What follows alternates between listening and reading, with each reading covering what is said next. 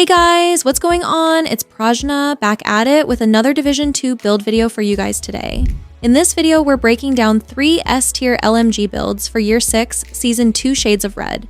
These builds include some of the best weapons, gear pieces, and talents for each setup, and each build on this list is designed for sustained DPS, offering multiple damage sources. Some of these include rate of fire buffs, status effects for crowd control, fast reload speed, and of course high DPS. So with these 3 builds, you should find it very easy clearing higher difficulty endgame activity. So whether that be control points, scouts, bounties, legendary missions, so on and so forth. Okay, so without further ado, smash the like button and let's get started. So guys, this first build uses the power of one of the best gear sets in the Division 2, Striker's Battle Gear, combined with the Bullet King exotic LMG to deal out an insane amount of raw weapon damage. We achieve this by building Striker and obliterate stacks, and since you never have to reload with the Bullet King, sustaining those stacks will be a lot easier. The Striker and obliterate stacks will basically increase your total weapon damage by a percentage per stack, and at max stacks, the damage is insane. In addition to that, this build is designed to where you will get stronger for each enemy you kill, and this is thanks to the backpack talent Unstoppable Force. Unstoppable Force, along with the Obliterate talent, are 2 of the major key components to this build's high damage. So I'm gonna get to the gear pieces in just a moment, but with the Bullet King's weapon talent, you will never have to reload. This is because for every 100 bullets that hit an enemy, you will replenish some ammo to not only yourself, but for your allies as well. This is a really nice talent to have, especially on an LMG, which takes a lot longer to reload than other weapons in different categories. It also makes getting and maintaining Striker stacks a lot easier. For the secondary weapon, the ACS-12 is great for building Striker stacks, which can easily be done by simply firing and landing your shots on the enemy. This can really come in handy as you can very easily get full Striker stacks in less than a mag from the ACS-12. But if you have the Rock and Roll, which is the named ACS-12 shotgun, this will be even better since it comes with the talent Perfectly Extra, which increases magazine capacity by 50%. For the weapon specialization, I'm using Gunner for the 10% armor on kill bonus, and because Gunner will also provide you with more ammo over time. For the gear pieces, 4 pieces of the Striker's Battle Gear set for the 15% increased weapon handling and rate of fire, as well as the Striker's Gamble talent. And with the Striker's Gamble talent, weapon hits increase total weapon damage by 0.65%, stacking up to 100 times. However, the downside is that 1 stack is lost per second between 0 and 50 stacks, while 2 stacks are lost per second between 50 and 100 stacks.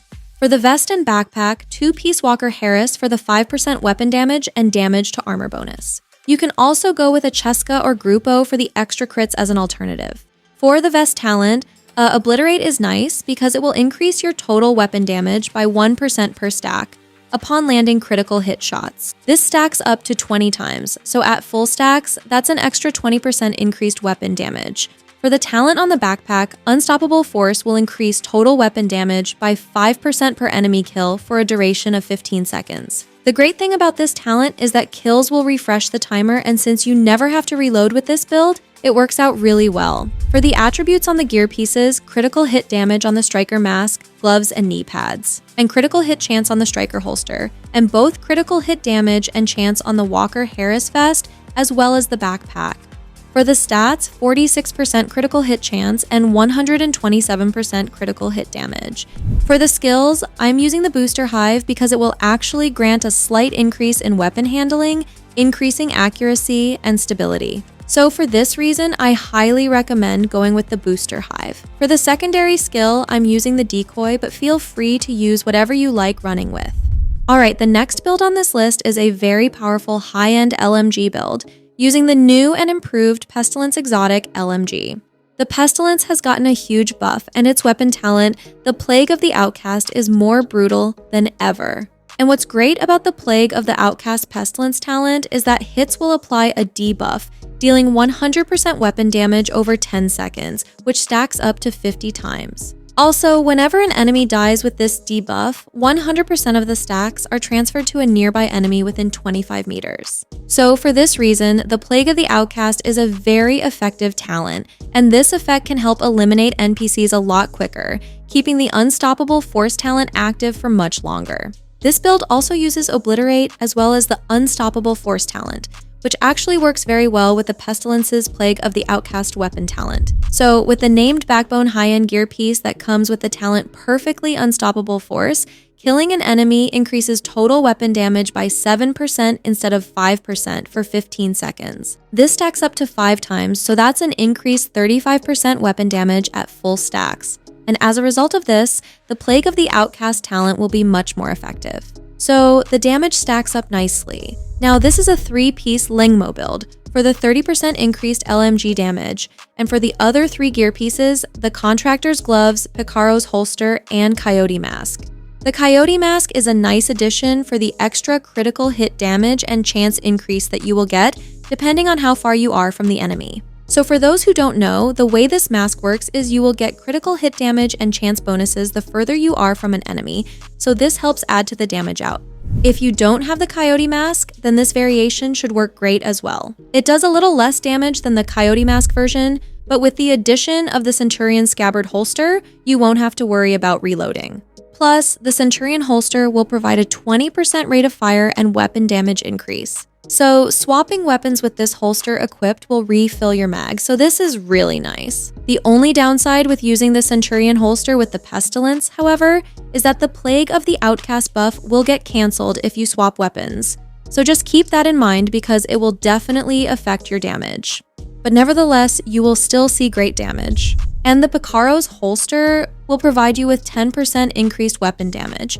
This actually used to be 15%, so it got nerfed, but it's still a viable piece. The Contractor's Gloves is another great addition, not only for the 10% LMG damage you get from the brand set bonus, but also for the 8% damage to armor you get, which adds a nice increased overall damage. For the secondary weapon, you can use whatever you like, but we'll be using the Pestilence for the most part anyway. For the weapon specialization, I'm using Gunner for the extra ammo over time, as well as the nice 10% armor on kill bonus, which is really nice to have. But just make sure that you have your points allocated to LMG damage for the extra 15% damage increase.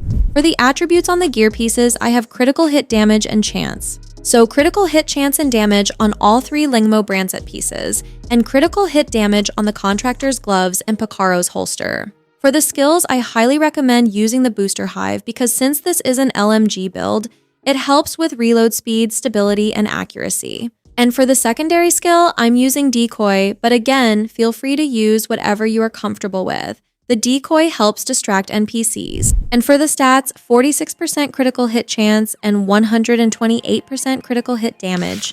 Okay guys, this last build is another high-end LMG build with the Iron Lung LMG. The Iron Lung is a force to reckon with, and this build is designed for high damage and crowd control. The weapon talent on the Iron Lung will set an enemy on fire, causing burn damage over time while temporarily stopping their ability to fire at you. This is great for crowd control, and what's even better is the addition of the backpack talent, Wicked. The Wicked talent adds a nice 18% damage increase when you apply a status effect to an enemy. This is nice and preferably better than having Vigilance as an alternative since Vigilance gets disabled for a few seconds when you're hit. So the Wicked backpack talent works very well with the Iron Lung LMG. Combined with the Obliterate talent, you can really see some great damage on this build. So let's have a closer look. So this is a 3-piece Lengmo brand set for the 30% increased LMG damage. And all 3 Lengmo pieces again have critical hit chance and damage rolled. For the mask, the Coyote Mask for the increased critical hit chance and damage bonuses, Contractor's Gloves for the 10% LMG damage as well as 8% damage to armor. And for the backpack, a Cheska bag with the talent Wicked. So with Wicked, like I stated earlier, applying a status effect will increase total weapon damage by 18% for 20 seconds. This is nice because with the Iron Lung's weapon talent, Ardent, firing will heat up the weapon, filling up a heat meter as a result. When this heat meter is full, rounds shot by the weapon will set enemies on fire. So this will not only activate the Wicked talent, but it will also cause burn damage, which is really nice, especially when fighting elite NPCs who tend to have a lot more armor. For the vest, Obliterate will add a nice 20% increased weapon damage at full stacks, but only by landing critical hits. So critical hits will increase total weapon damage by 1% per stack for 10 seconds, and max stacks is 20.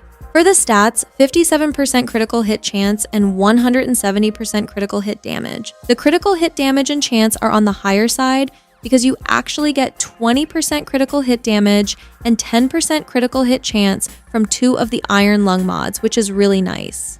And to be honest, I'm going to actually replace this Seska bag with a Grupo backpack instead, since you can afford to have less critical hit chance while wearing the Coyote mask. Because remember, the Coyote mask will give you critical hit chance and damage bonuses, so it would be wise not to fully cap your critical hit chance at 60%.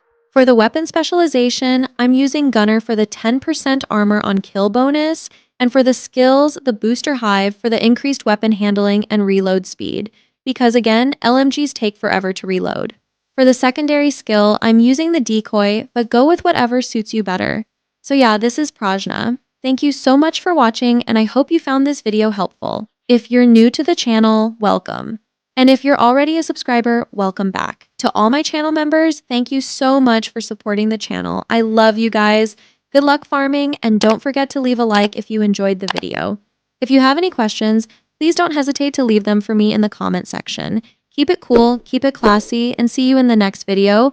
Peace out.